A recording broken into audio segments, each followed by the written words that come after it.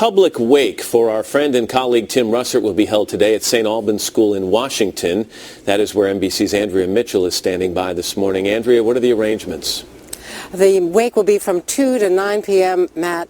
The pallbearers will be Luke's classmates from the class of St. Albans of 2004. Tim will be in the refectory behind me. That is the dining hall. The pictures of all of the boys, including Luke Russert, are on the wall, all of the graduates. The school told me today that Tim was, and this won't surprise you at all, Matt, a very active and involved parent who started the School of Public Service here, which is a summer program for the boys, an international summer program. There will also be a private funeral mass tomorrow for the family, and then a larger private memorial service at the Kennedy Center, which will be broadcast on MSNBC tomorrow afternoon after 4 o'clock. And also today, the House of Representatives will be sponsoring a resolution in Tim's honor. Andrea, I'm just curious, we've seen such a public outpouring, not only from friends and colleagues, but from just people who were viewers and fans of Tim. Do they have any idea how many people they're expecting at this service today? They don't. They are prepared because, frankly, just the letters, the emails, the people calling, the people who have stopped me on the street. Someone dropped flowers at my house, which, is incredibly sweet. The outpouring of affection for Tim is something that would have amazed him. It doesn't surprise many of us who worked for him, but this has been an extraordinary amount of feeling, and I think that's why Maureen and Luke wanted to have this public wake today. All right, Andrea Mitchell standing by in Washington for us this morning. Andrea, thanks. We'll see you down there. We're heading down in just a little while. Thanks, Matt. All right. And we're back in a moment. This is Today on NBC. Big game last night. Oh, yeah. Stanley Cup. I can feel it now. And Dutch. Oh, that is so... I heard you talking. This is... And right now in the nation's capital, Washington, D.C., family, friends, and the public are lining up to bid farewell to our beloved colleague Tim Russert. This is a live picture from St. Albans School, which is where Tim's son Luke went to school. And you can see some arrivals a short time ago of President Bush. This was about an hour ago. The President and First Lady arrived to pay their respects at St. Albans School, where the viewing is being held until 9 o'clock tonight. And again, this is the school where Luke Russert went to school. It's right next to the National Cathedral in Northwest Washington, for all of you who are familiar with Washington, D.C.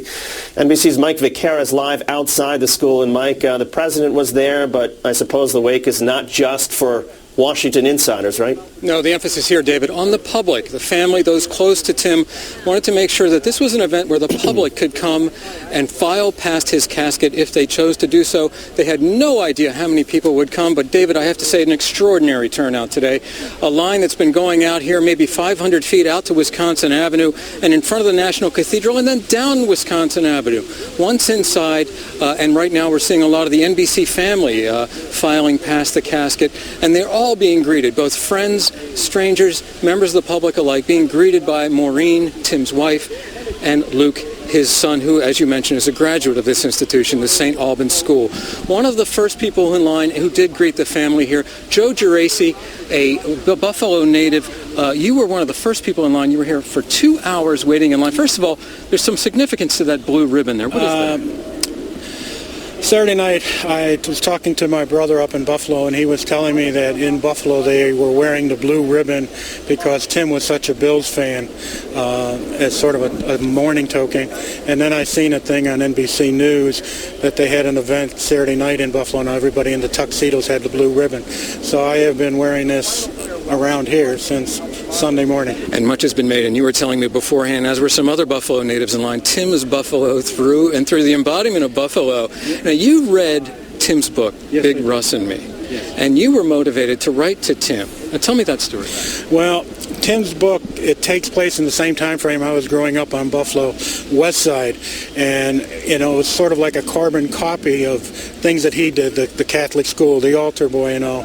And following, after the book came out, I was in Buffalo the following, for Father's Day, which is very unusual. I'm usually there for football season, and I went to my dad's grave, and it got to be a very emotional thing after reading Tim's book and being there at the gravesite, that when I came back, I wrote to him, and about 6 months had passed, and I got a call that they wanted to use it in his second book. And I said, sure. And then I got another call and said that the book was too big. They needed to do some editing.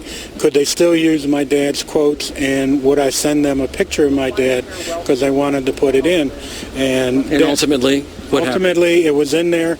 Dad never got his 15 minutes of fame when he was alive, but he sure got it through Tim's book. And for that, I am eternally, eternally grateful. Thank you, Joe. Thank you very much for being with us. And David, that's just one of the stories here. An extraordinary turnout here in Washington. You mentioned that Luke had gone to school here.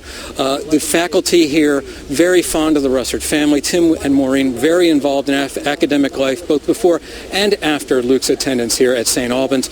So a very emotional scene on a beautiful day here in Washington, David. Mike, just a short time ago, you spoke with Congressman Louis Slaughter of Buffalo. I want to play that soundbite. Watch. Tim was larger than life in every respect, so most of our dealings were personal more than professional. Any Tim anecdotes from either the days when he was a staffer or the days when he was a journalist come to mind? None that he would want me to repeat.